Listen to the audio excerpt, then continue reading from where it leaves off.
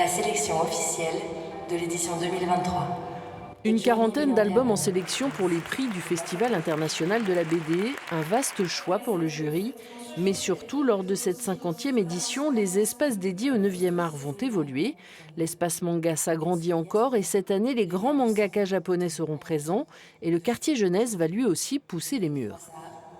C'est un vrai enjeu de montrer tout ce qui peut se passer dans la jeunesse, de montrer que c'est extrêmement important pour les jeunes lecteurs, mais aussi pour les lecteurs plus âgés. Puis je pense qu'on a tous des souvenirs de lecture de quand on était enfant qui nous ont marqué toute notre vie.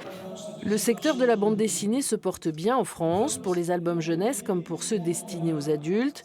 2021 a été une année record avec 85 millions d'exemplaires vendus.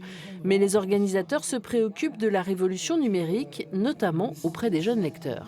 On est dans un monde extrêmement paradoxal, avec des injonctions contradictoires. Et en fait, au moment où on pourrait avoir envie de se reposer et de se retourner vers le passé et de se dire « enfin », la bande dessinée est reconnue comme de la littérature, c'est bien un livre, eh bien on assiste à de la dématérialisation.